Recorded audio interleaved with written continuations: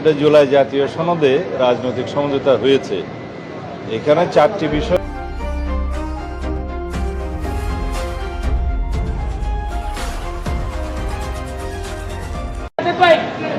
দীর্ঘ বছর পর এবার প্রতিদ্বন্দ্বিতাপূর্ণ রাষ্ট্রপতি পদে নির্বাচন হচ্ছে, কিভাবে মূল্যায়ন করবেন এবং গণতান্ত্রিক যাত্রায় এটি কিভাবে ভূমিকা রাখবে বলে মনে করেন? অবশ্যই ৩৫ বছর পরে সাংবিধানিক মতে রাষ্ট্রপতি নির্বাচন হতে যাচ্ছে। এখানে বিরোধী দলের পক্ষ থেকেও প্রার্থী আছে, সরকারি দলের পক্ষ থেকেও আছে। মাঝে অনেকবার বিনা প্রতিদ্বন্দ্বিতা নির্বাচিত হয়েছে। গণতান্ত্রিক ধারায় প্রতিদ্বন্দ্বিতার মাধ্যমে নির্বাচন হওয়াটা উচিত এবং এই মুহূর্তটি সারা দেশের মানুষ প্রত্যক্ষ করবে, সরাসরি সম্প্রচার করা হবে। আশা করি দেশের মানুষ প্রত্যাশিত গণতান্ত্রিক চর্চা দেখতে পাবে এবং এর মধ্য দিয়ে আমাদের গণতন্ত্রের আবার নতুনভাবে সূচনা হবে।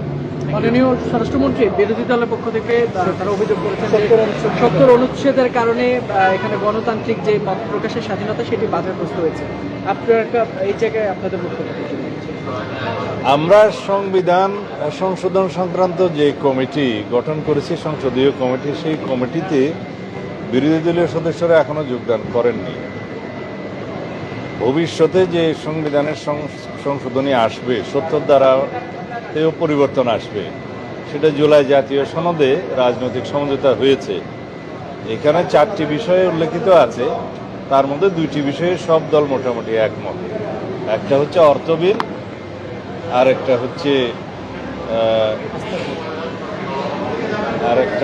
চারটা বিষয় ছিল। একটা হলো অর্থ বিল এবং আরেকটা আস্থা ভোট, মানে ইমপিচমেন্টের ক্ষেত্রে সবাই মনে করে ৭০ অনুচ্ছেদে এই দুইটা বিষয়ে সংসদ সদস্যদের স্বাধীনতা থাকবে না। অন্য দুইটা বিষয় সংবিধান সংশোধনী সংক্রান্ত বিলে এবং যদি কোনো সময় যুদ্ধ পরিস্থিতি হয় সেই সময় এই দুইটার সময়ে দলের বাইরে ভোট দিতে পারবে কি পারবে না, এই বিষয়ে বিএনপির পক্ষ থেকে আমাদের নোট অফ ডিসেন্ট আছে যে এই দুইটা বিষয়েও সংসদ সদস্যরা দলের মতামত অনুসারে ভোট দেবে। আরেকটি বড় বিরোধী দল তখন সংবিধান সংশোধনের ক্ষেত্রে দ্বিমত পোষণ করেননি। আর যুদ্ধ পরিস্থিতির ক্ষেত্রে এটা স্বাভাবিকভাবে দেশের স্বার্থে, সেটা জাতীয় স্বার্থেই এটা বিবেচনা করে আমরা মনে করেছি যে এই বিষয়ে দলের সদস্যরা দলের বাইরে ভোট দেওয়া ঠিক নয়। তো এইভাবে আমরা জুলাই জাতীয় সনদে যেভাবে এগ্রিড হয়েছি, ওইভাবে যদি ৭০ অনুচ্ছেদ সংশোধিত হয়ে যায় এবং তার পরবর্তীতে যখন রাষ্ট্রপতি নির্বাচন হবে তখন সেই ৭০ অনুচ্ছেদ অনুসারে হবে। কিন্তু এখন তো সংবিধান সংশোধন হয়নি, সুতরাং আমাদের এক্সিস্টিং বিধান মতে, বিদ্যমান সংবিধানে যা আছে সেই মতেই এই ভোটটা হবে এবং এইখানে সংসদ সদস্যরা যে যে দলের পক্ষ থেকে নির্বাচিত হয়েছে মাঝখানে তারা সেই দলের অনুসারে, সিদ্ধান্ত অনুসারে ভোট দেবে।